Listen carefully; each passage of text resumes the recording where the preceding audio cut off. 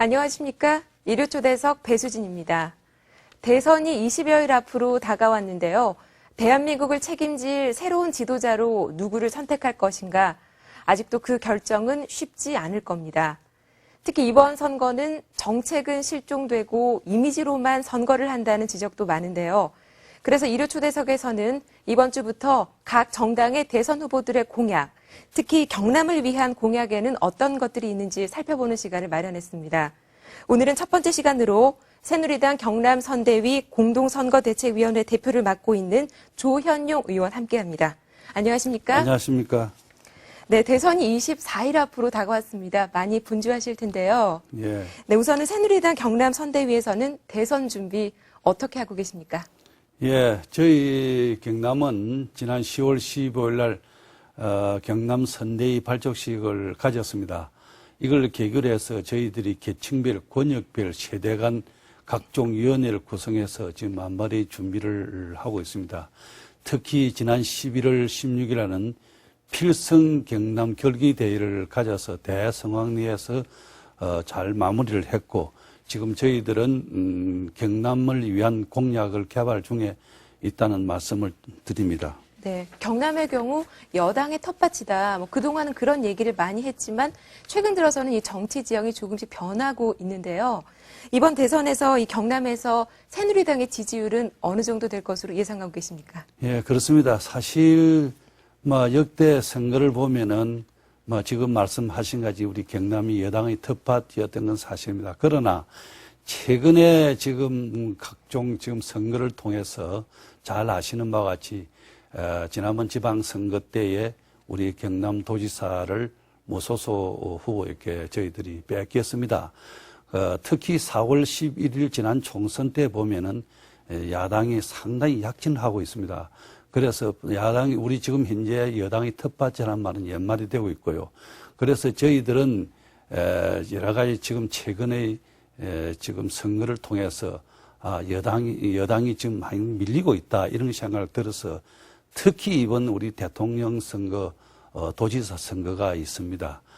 저희들은 7070 전략이라는 목표를 세우고 있습니다. 그 의미는 뭐냐면은 70% 투표율에 70% 득표율을 저희들이 해야만이 반드시 우리 박근혜 후보가 필승 대통령이 될 수 있다는 걸 갖고 지금 여기 전략에 따라서 저희들 열심히 일을 하고 있습니다. 네, 오늘 이 시간을 통해서 새누리당의 대선 공약에 대해서 자세히 얘기를 나눠볼 텐데요.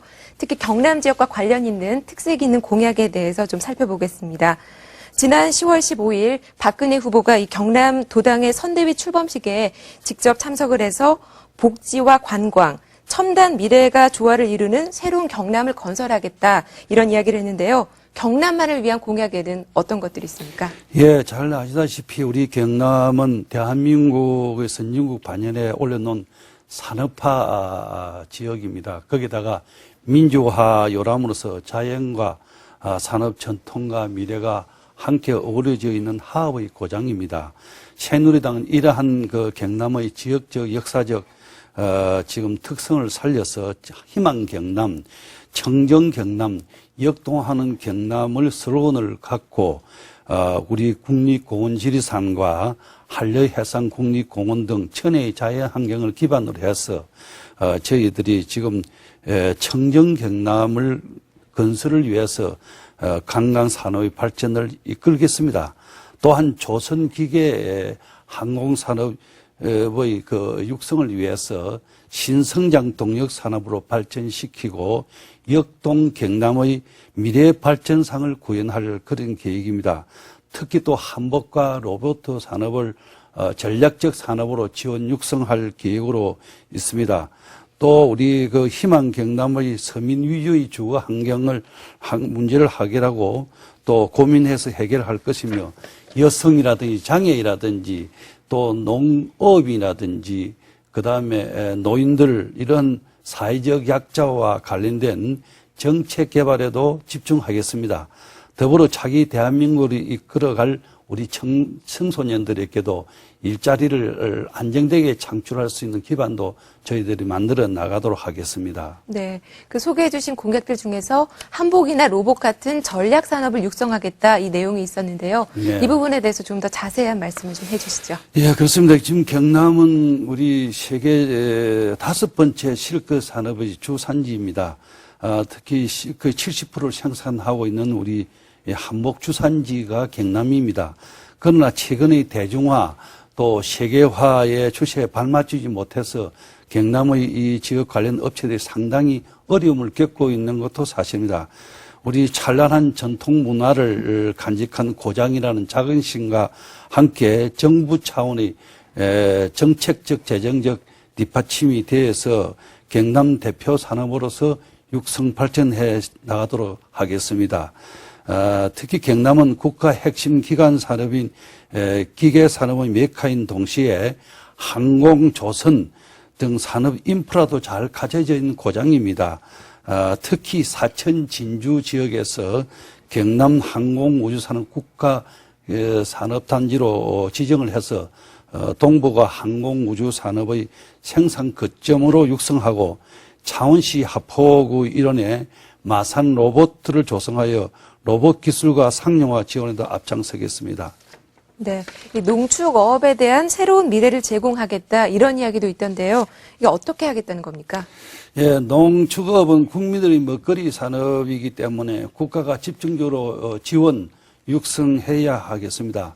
최근 우리 농촌은 고령화 사회고 특히 한미 FTA로 인해서 경쟁력이 감소되고 정부의 적극적인 지원이 상당히 필요하다고 저희들 느끼고 있습니다. 저희 새누리당은 최적의 생산 기후 조건과 세계 최고 수준의 재배 기술을 보유한 우리 경남이 경남 시설 원예 산업 밸리 조성을 통한 지역별 특화 품목이라든지 단지를 집중 육성함으로써 세계 농산물 시장을 선점할 수 있도록 지원하겠습니다. 특히 농축산업의 시설 현대화를 지원하고 관리 회사를 통해 노동 환경을 개선하여 행복한 농어촌이 되도록 지원을 아끼지 않도록 하겠습니다. 네, 그리고 남해안의 관광 자원을 살리는 교통과 문화 인프라 구축, 여기에 대해서도 자세한 이야기를 좀 부탁드립니다. 예, 우리 경남은 특히 이 남해는 세계 수준의 자연 환경을 갖추고 있습니다. 한려수도 관문으로 환태평양을 진출할 수 있는 교두보인 동시에 전 국민의 정서적인 고향으로서 문화와 관광을 유기적으로 발전시킬 수 있는 터전이기도 합니다. 그러나 가게에 맞은 교통 인프라가 구축되어 있지 않아서 관광 산업을 육성시키지 못하고 있는 실정입니다. 지금 그래서 저희 새누리당은 산업 활성화라든지 관광 육성이라든지 국토 균형 발전과 남북 경제권에 걸맞는 광역 교통망을 필요하다고 판단해서 저희들은 지금 현재 거제도를 중심으로 한 진주, 합천, 고령, 김천으로 이어지는 남북 내륙 고속철도를 준비를 하고 있습니다. 사실은 이 지역이 교통 인프라가 없고 이렇게 해서 상당히 지역적으로 발전이 더딘 지역입니다. 그래서 남해안을 중심으로 해서 고속화 철도가 들어올 수 있도록 저희들은 준비를 하고 있습니다. 네, 이번에는 경남의 현안에 대해서 어떤 대안을 갖고 있는지 함께 이야기 나눠보겠습니다. 동남권 신공항 건설이 무산됐지만 이번 대선에서 각 후보들이 다시 신공항 건설의 필요성에 대해서 이야기를 하면서 다시 이슈가 되고 있는데요. 동남권 신공항 건설을 두고 부산과 경남이 경쟁을 했기 때문에 아무래도 좀 민감한 사안일 수밖에 없습니다. 동남권 신공항 건설에 대해서 새누리당의 입장은 어떻습니까? 상당히 이거는 좀 간단한 문제가 아닙니다. 네. 이미 작년에 우리 가덕도, 부산에 있는 가덕도, 경남의 밀양 이런 문제를 가지고 첨예하게 지역적으로 갈등이 대립되어 있던 것입니다. 사실은 지금 동남권 신공항이니 남북권 신공항이니 하는 문제를 비롯해서 신공항 건설되어 가지고 지금도 지역적으로 갈등이 유발되고 있습니다. 사실은 지금 현재 신공항 건설은 반드시 필요한 겁니다. 그런데 지금 현재 저희 새누리당에서는 정말 공항 건설을 피한 입지 조건을 국인 공항 건설 전문가가 국내 공항 건설 전문가를 해서 정말 정치권을 배제시킨 상황에서 좀 객관적이고 공정하게 저희들은 이걸 입지 선정을 하겠습니다. 그래서 지금은 뭐 어느 지역이 어떠니 하는 이야기는 할 수는 없고요. 신공항 건설만큼 반드시 필요한 건 사실이지만은 이 문제를 아주 공정하게 세계 전문가를 갖다가 구성해서 이거는 빠른 시일 내에 결론을 맺을 그런 생각을 갖고 있습니다. 네, 그리고 남강댐물 부산 공급, 이것 역시 부산시와 경상남도가 풀어야 할 숙제 중 하나인데요. 이 부산과 경남의 입장 차이가 크기 때문에 이건 역시 민감한 문제일 수밖에 없습니다. 좀 어떻게 풀어 나가야 한다고 보십니까? 잘 아시겠지만 20년 전에 그 페놀 사고 이후에 이게 아마 물 공급에 대해서 지금 이것도 아마 경남하고 부산하고 갈등 요인이 생긴 걸 알고 있습니다. 맑은 물 공급하는 것은 어떻게 보면 국가가 책임을 져야 됩니다. 지금 현재 이것이 문제가 되고 있는 것은 공급 측면에서만 지금 현재 문제가 되어 있는 건 사실입니다. 그래서 여기에 경남에 이 물 공급을 위해서는 지자체라든지 또 주민들의 그 동의가 반드시 필요합니다. 네. 그래서 부산 시민 입장에서는 맑은 물 공급을 빨리 난강으로부터 받았으면 좋겠다 하지만은 경남 우리 도민의 입장에서는 또 우리 지자체라든지 주민들의 입장을 고려해야 할 사항입니다. 그래서 이 문제는 상당히 오래된 해묵은 갈등의 문제인데 이것을 주민과 지자체, 부산 지자체와 이렇게 같이 머리를 맞대고 신중하게 검토할 필요가 있다고 저희들은 생각을 하고 있습니다. 네, 알겠습니다. 지금 이 세계 경제 불확실성 같은 그런 외부적인 요인도 있지만 경남은 이 제조업이 활력을 잃어가면서 새로운 성장 동력이 필요하다 이런 목소리들이 많은데요. 여기에 대해서는 어떤 대안이 필요해 보입니까? 사실 그렇습니다. 지금 말씀과 같이 우리 경남의 성역 동력이 안팎으로 상당히 어렵고 열세인 것은 사실입니다. 지적하신 대로 제조업의 경우에 세계 경제의 침체라든지 또 중국 등 후발 경쟁국들이 지금 저희 우리 경제를 지금은 추월하는 그런 입장에 있고 상당히 우리 위기상에 직면했습니다. 그래서 경남은 산업 인프라 잘 갖춰진 특성을 반영해서 연관 산업별로 미래 신성장 산업별들을 구축을 해서 경제 활성화를 시켜 나갈 생각입니다. 아까 조금 전에 말씀드린 것 같이 예로 사천이나 진주 이런 항공우주산업 국가산업단지로 지정을 한다든지 거제, 동영, 고성 위주로 하동권의 조선기자재와 기계산업 플랜트라든지 이런 산업을 육성하는 등 권역별 국가 미래 산업을 성장 동력 기반을 중심으로 해서 제조 부분을 이 부진을 만회하려고 거의 저희들이 그렇게 생각을 하고 있습니다. 네, 다른 자치단체의 경우도 마찬가지겠지만 지방자치단체 재정이 갈수록 어려워진다 이런 목소리가 높은데요. 경남의 경우에는 내년 예산안을 편성하기조차 힘들었다 이런 얘기가 나올 정도입니다.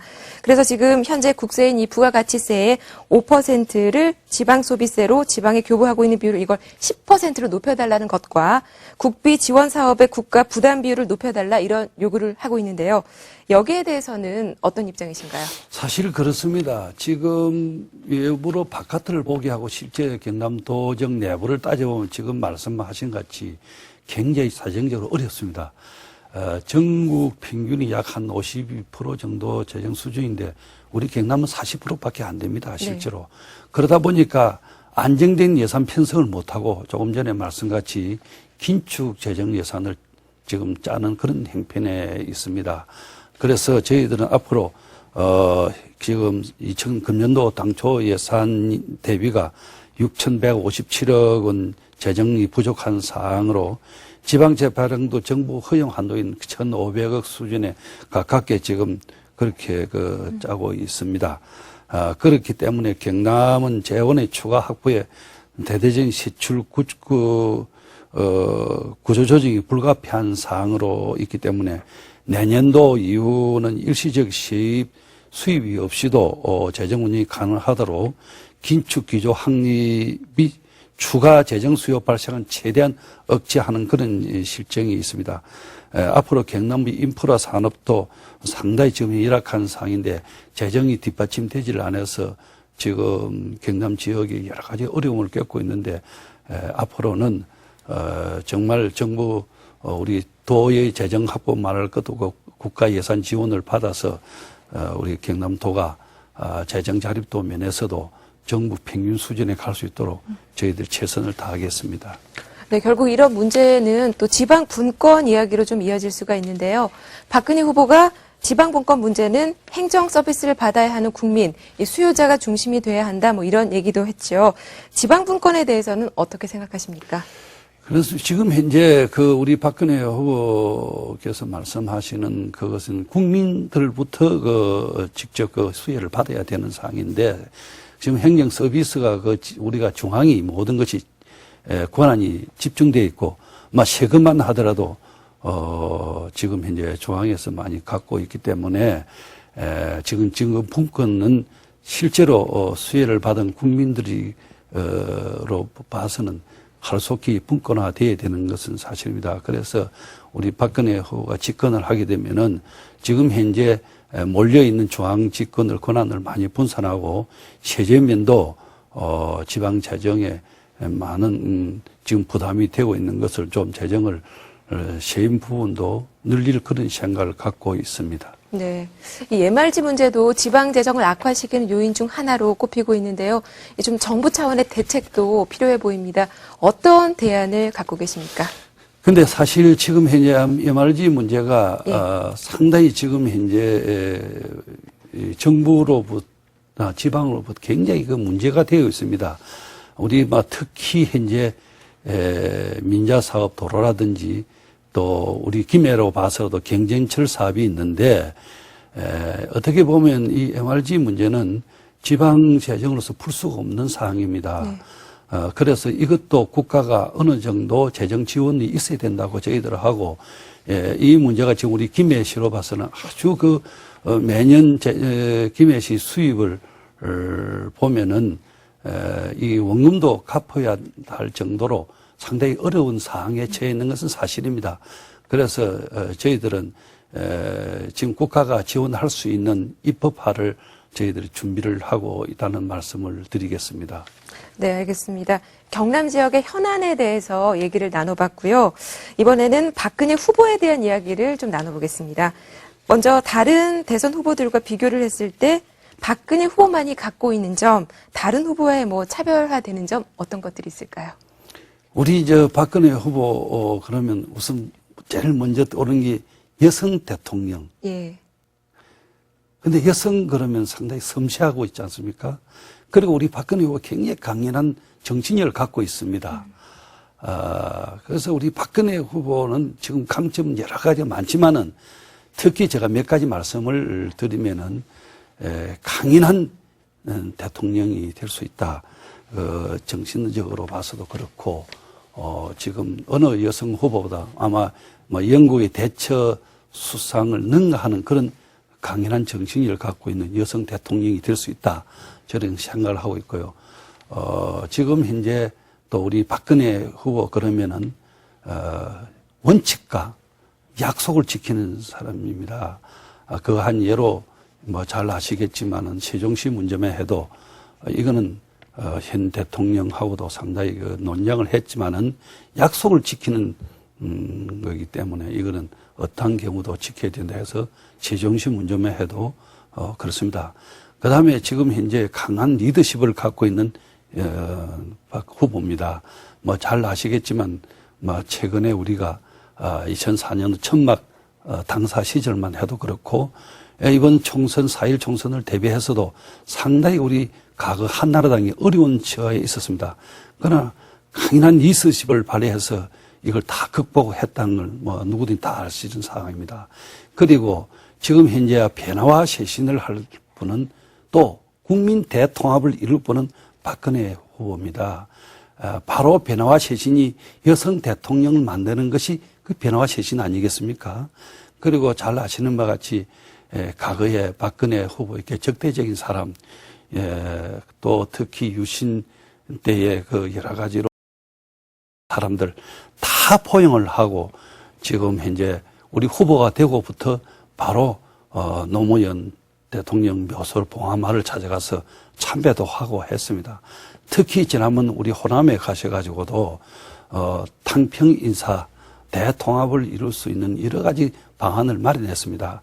그래서 지금 우리 박근혜 후보니 변화와 쇄신 대통합의 책임자고 대한민국을 지킬 수 있는 그런 후보라고 저희들 감히 말씀을 드릴 수가 있습니다. 네, 이 박근혜 후보가 대통령이 돼야 하는 이유를 꼽자면 또 어떤 이야기를 좀 할 수가 있겠습니까? 예, 그렇습니다. 지금 현재 조금 전에 그 박근혜 후보에 대해서 이미에 대해서 제가 말씀을 드린 바 있습니다. 네. 우리 김대중 대통령께서 박근혜 후보 보고 앞으로 국민 대통합을 이룰 분은 우리 박근혜 후보라고 말씀을 한 적이 있습니다. 지금 현재 저희들은 그런 측면에서도 조금 전에 제가 말씀드린 대로 반대편에 섰던 사람들, 유신에 의해서 고초를 겪었던 사람들, 또 우리 후보가 되고 난 후에 누구 관계없이 전태일 씨 기념관을 방문을 했다든지 또 봉하마을을 찾아갔다든지 하는 이러한 대통합 정신으로서 우리 박근혜 후보가 분명히 앞으로 나라를 이끌어 갈 것입니다. 특히 지금 잘 아시겠지만 나라가 상당히 어렵습니다. 네. 바로 우리가 경제적으로 어렵지만도 국가 안보관이 상당히 흔들리고 있는 것도 있는데 우리 박근혜 후보가 이걸 나라도 잘 지킬 수 있는 그런 후보라는 걸 제가 말씀을 드릴 수가 있겠습니다. 네, 그런데요, 다른 후보들과 좀 비교를 해봤을 때 박근혜 후보가 국민들과 좀 소통이 부족하지 않나 이런 얘기들도 있는데요. 여기에 대해서는 어떻게 생각하십니까? 근데 소통이 부족하다 이런 말씀하는데 우리 사회자께서 그렇게 생각하시는지 모르겠는데 제가 박근혜 후보를 상당히 몇 차례 만나서 대화도 하고 또 심지어 장시간 이야기를 정책 토론도 한번 해봤습니다. 근데 결론적으로 말씀드려서 정말 소통이 잘 되는 분이다. 저는 그렇게 생각을 하고 있습니다. 네. 이 소통이 잘 안 된다는 건 어떤 의미에서 그렇게 말씀하시는지 언론이 그렇게 이야기는 모르지만은 상대방 의견을 경청을 하고 또 어떤 주요 정책의 논쟁거리가 있는 것도 돼서 자기 이야기도 많이 하고 또 상대방 이야기도 많이 들어가면서 거기서 결론을 도출을 하는 그런 저는 박근혜 후보를 제가 생각을 하고 있습니다. 그래서 일반적으로 생각하는 소통이 잘 안 된다. 어떤 의미에서 그랬는지 저는 모르겠지만은 전혀 그렇지 않다. 오히려 소통이 잘 되고 여러 가지 어려운 문제가 있더라도 서로 대화를 하고 의논해서 결론을 잘 도출할 수 있는 그런 훌륭한 분이다. 저는 그렇게 생각을 하고 있습니다. 네, 알겠습니다. 이 박근혜 후보의 국정 운영 기조가 국가에서 국민으로 변화입니다. 이게 어떤 의미를 갖고 있습니까? 지금 현재 과거 산업화시는 국가의 발전이 꼭 국민의 행복으로 이어졌습니다. 하지만 우리 DJ 정부 시절 IMF 구제금융을 계기로 해서 지금은 국가의 성장과 국민의 삶의 질 향상이 고리가 끊겨 있습니다. 이러한 과정을 거치면서 우리 사회는 개인의 창의력이 중요한 지식 기반 사회로 지금 변화하고 있습니다.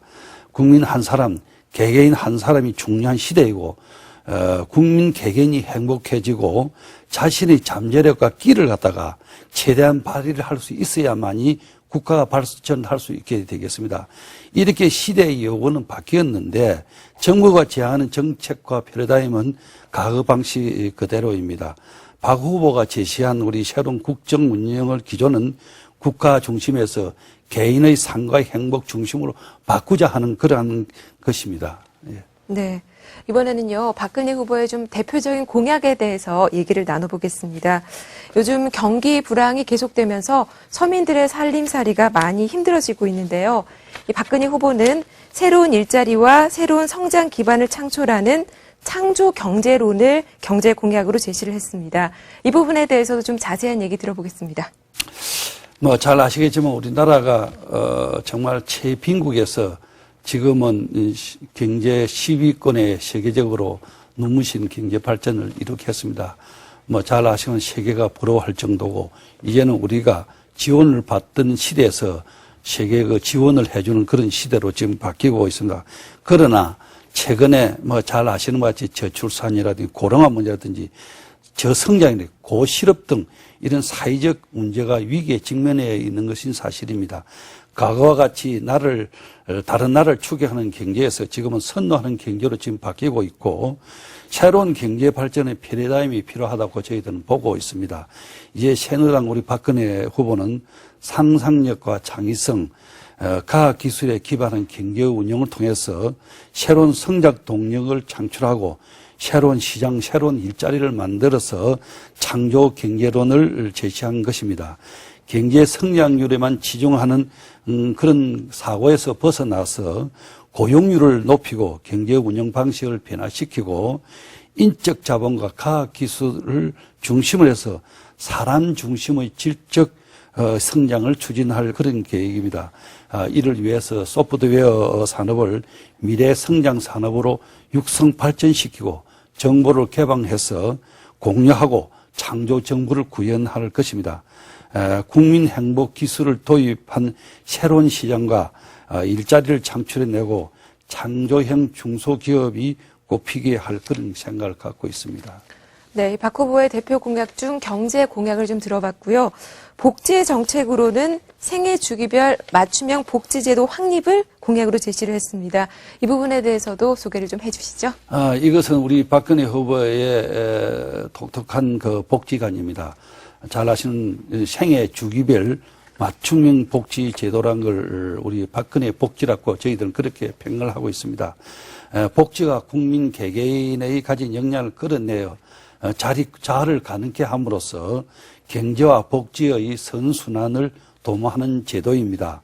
근로 능력이 없는 빈곤층은 국가가 철저하게 보호하고 일할 능력이 있는 빈곤층은 정부가 직업훈련과 재취업을 통해서 세금을 낼 수 있는 계층으로 자립하고 자활시키는 것이 제도의 핵심이라고 저희들은 보고 있습니다.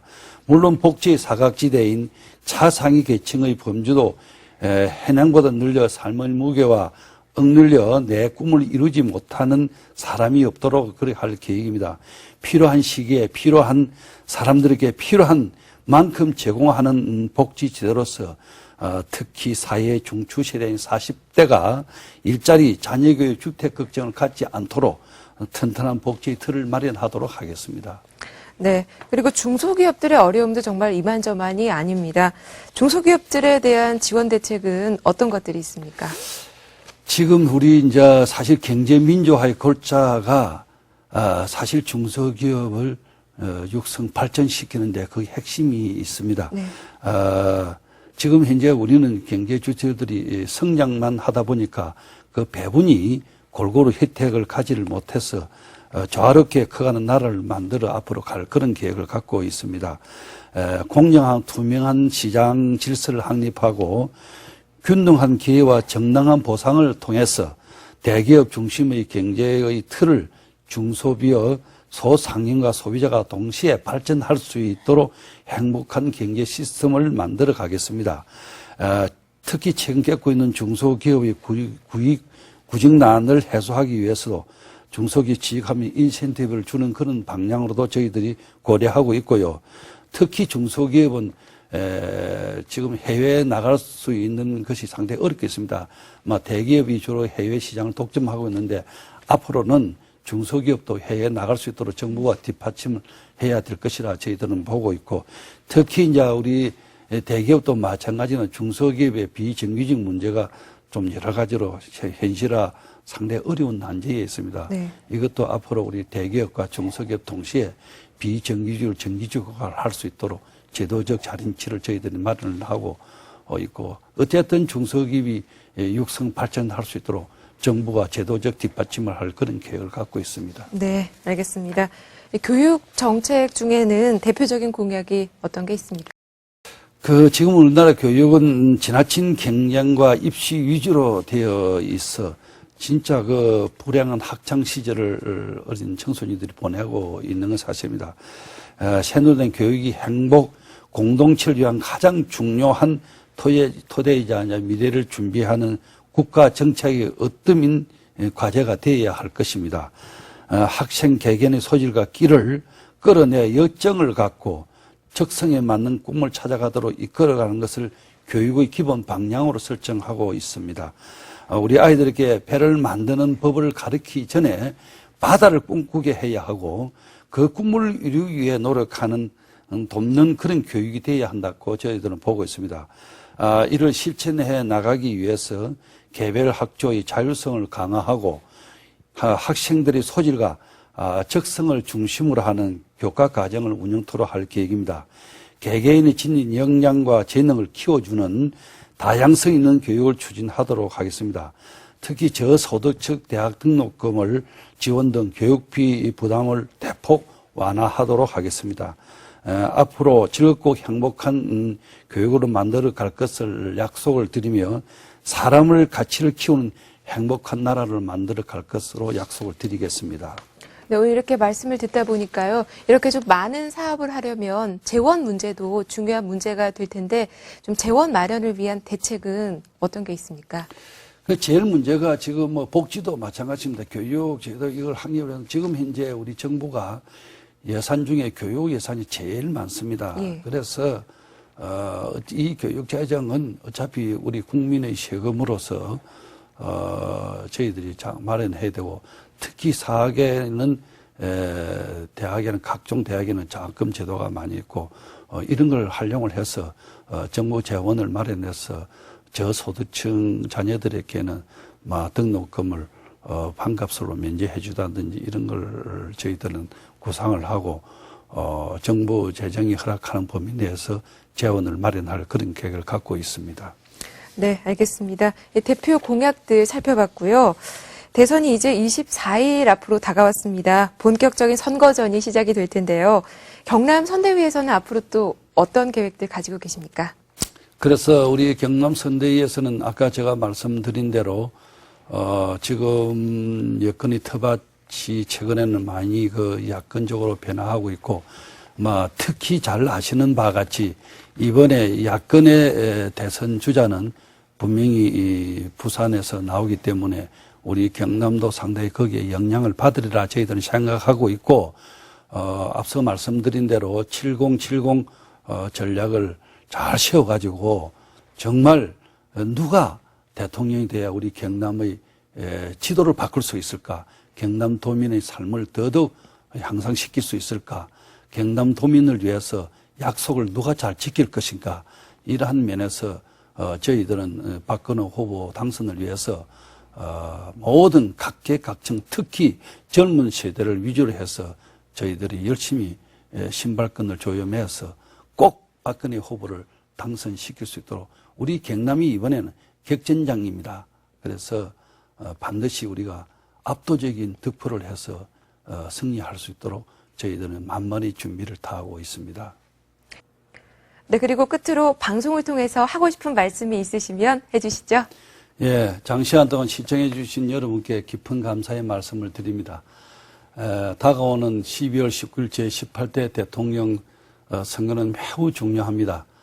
특히 우리 경남 지역에서는 인근에 부산에서 대통령 야권 후보가 나옵니다.